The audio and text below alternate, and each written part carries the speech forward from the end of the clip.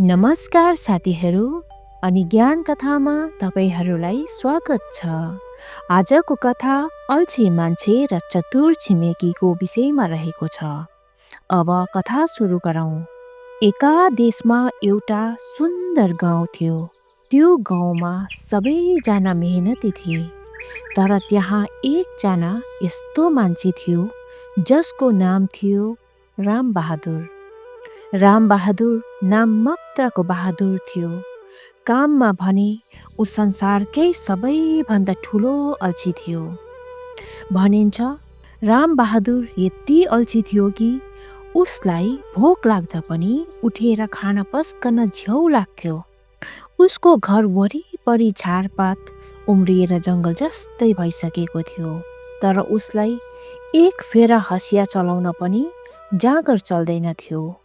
ऊ दिनभरि एउटा पुरानो खाटमा पल्टिएर आकाशका ताराहरू गन्थे वा झिङ्गा थप्काउन पनि अल्छी मानेर बसिरहन्थे। उसको ठिक उतापट्टि उसको छिमेकी थियो श्याम। श्याम साह्रै चतुर र मेहनती थियो। श्यामको खेत हरियालीले छाएको थियो, किनभने ऊ दिनरात पसिना बगाउँथ्यो। श्यामलाई रामबहादुरको अवस्था देखेर असाध्यै अचम्म लाग्थ्यो र कहिलेकाहीँ त दया पनि जाग्थ्यो। एक दिन गाउँमा धेरै समयसम्म पानी परेन र सबैतिर सुक्खा भयो। सबैका इनार सुके, खोलामा पनि पानी घट्यो। सबै गाउँलेहरू मिलेर डाँडाको मूलबाट कुलो खनेर पानी ल्याउने निधो गरे। यो काम निकै कठिन थियो र सबैले श्रमदान गर्नुपर्ने भयो। गाउँका मुखियाले भने, भोलिदेखि सबै घरबाट एक एकजना मान्छे कुलो खन्न आउनुहोला। जसले काम गर्दैन उसलाई गाउँको पानी चलाउन दिने छैन। श्यामले सोच्यो, यो रामबहादुरलाई सुधार्ने यही सही मौका हो। ऊ रामबहादुरको घरमा गयो र भन्यो, ए रामबहादुर, भोलि कुलो खन्न जानुपर्छ है, नत्र पानी खान पाइँदैन नि। रामबहादुरले हाई काट्दै भन्यो, ओहो श्याम भाइ, कुलो खन्ने? यो त साह्रै गाह्रो काम हो। मेरो त ढाड अलि दुखिरहेको छ, म त जान सक्दिनँ होला। तिमी नै मेरो भागको पनि काम गरिदेऊ न, बरु म तिमीलाई पछि केही दिउँला। श्यामलाई थाहा थियो कि रामबहादुरले केही दिनेवाला छैन। उसले मुस्कुराउँदै एउटा जुत्ते निकाल्यो। श्यामले भन्यो, ल ठिक छ, म तिम्रो भागको काम गरिदिउँला, तर एउटा शर्त छ। मेरो एउटा पुरानो बाकस छ जसमा मेरा पुर्खाहरूले लुकाएका सुनका असर्फीहरू छन्। त्यो बाकस धेरै भारी छ।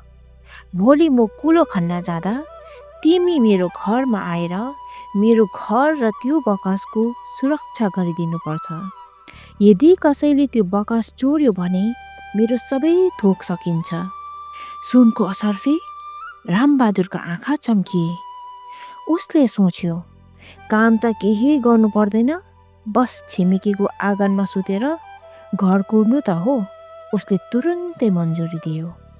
भोलिपल्ट बिहानै रामबहादुर उठेर श्यामको घर पुग्यो। श्यामले त्यो ठुलो र भारी काठको बाकस आफ्नै आँगनमा राखिदिएको थियो। बाकसमा 3वटा ठुला ठुला ताल्चा लगाएका थिए। श्यामले भन्यो, हेर्नुहोस् रामबहादुर दाई, यो बाकस कतै नहल्लाइकन राख्नुहोला। म बेलुका फर्केर आएपछि तपाईँलाई यसबाट एउटा सुनको सिक्का पुरस्कार दिनेछु। श्याम कुलो खन्न गयो। रामबहादुर श्यामको घरको आँगनमा रहेको बाकसको छेउमै सुत्यो, तर आज उसलाई निन्द्रा लागेन। उसको दिमागमा त सुनका असर्फी मात्र घुमिरहेका थिए।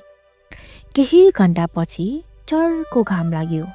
रामबहादुरलाई तिर्खा लाग्यो, तर उसले सोच्यो, यदि म पानी खान भित्र गएँ भने कसैले यो बाकस लैजाला कि? ऊ त्यही घाममा बसिरह्यो। दिउँसोतिर एउटा बाँदर आयो र बाकसमाथि उफ्रिन थाल्यो। रामबहादुर आत्तियो, कतै यो बाँदरले बाकस खोलेर सुन लगिदिए त के होला? ऊ उठेर बाँदर लखेट्न थाल्यो। पहिलो पटक रामबहादुर आफ्नो जीवनमा यति धेरै दौडिएको थियो। उसलाई पसिना आयो, थकाइ लाग्यो, तर सुनको लोभले उसलाई रोकिन दिएन। साँझ पर्ने लाग्दा ठुलो पानी पर्न थाल्यो। रामबहादुरले सोच्यो, यो बाकस बाहिर नै छोड्यो भने त सुन भिजेर बिग्रिएला वा बाकस कोरिएर सुन हराउला। उसले त्यो भारी बाकसलाई घिस्साउँदै उचाल्दै धौधौ गरेर श्यामको घरको अगाडिको भागमा पुर्यायो। उसको हातमा ठेला उठे, जिउ दुख्यो, तर उसले हार मानेन। साँझमा श्याम कुलो खनेर फर्कियो। उसले देख्यो रामबहादुर पसिनाले निथुक्क भिजेको छ र बाकस समातेर पहरा दिइरहेको छ। रामबहादुरले गर्वका साथ भन्यो, श्याम भाइ, आज मैले धेरै दुःख गरेर तिम्रो सुन बचाएको छु। अब मेरो पुरस्कार देऊ। श्याम हाँस्यो र खल्तीबाट एउटा चाबी निकाल्यो। उसले एउटा एउटा गर्दै तिनैवटा तालचा खोल्यो। जब बाकस खुल्यो, रामबहादुर छाँगाबाट खसे जस्तै भयो। बाकसभित्र सुन थिएन, त्यहाँ त ठुलो ठुलो ढुङ्गा र इँटाहरू मात्र भरिएका थिए। रामबहादुर रिसाउँदै चिच्चायो, यो के हो श्याम? तिमीले मलाई धोका दियो। यो त ढुङ्गा मात्र रहेछ, सुन खोइ। श्यामले शान्त भएर भन्यो, रामबहादुर भाइ, रिसाउनु पर्दैन। यो बाकसमा सुन थिएन, तर आज तपाईँले सुनभन्दा मूल्यवान कुरा पाउनु भएको छ। हेर्नुहोस् त, आज तपाईँले घाम सहनुभयो, बादल लखेट्नुभयो र यो भारी बाकस एक्लै उचाल्नुभयो। जुन मान्छे पानी खान पनि अल्छी गर्थ्यो, उसले आज यति धेरै मेहनत गर्यो। तपाईँलाई अहिले कस्तो महसुस भइरहेको छ? रामबहादुर एकछिन चुप लाग्यो। उसले आफ्नो हातका ठेला हेर्यो र आफ्नो शरीरको जाँगर महसुस गर्यो। उसलाई थकाइ लागे पनि मनमा एउटा अनौठो सन्तुष्टि थियो।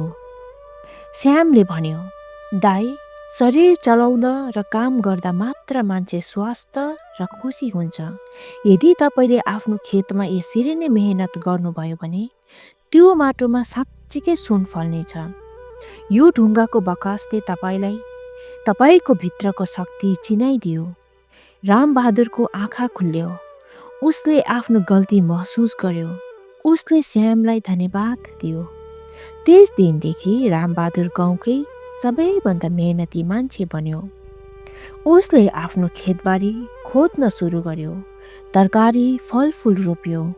केही समयमा नै उसको घर हरियालीले भरियो र ऊ गाउँकै सुखी र धनी मान्छे मध्ये एक भयो। यसबाट हामी के बुझ्छौँ भने मेहनत नै सुन हो। अल्छीपनाले मान्छेलाई जिउँदो लास बनाउँछ भने परिश्रमले ढुङ्गालाई पनि सुन बनाउन सक्छ। हजुरहरूलाई यो कथा मन पर्यो भने कृपया लाइक, सेयर अनि सब्सक्राइब गर्न नबिर्सिनुहोस् होला। अनि फेरि भेटौँला अर्को रमाइलो कथासँग।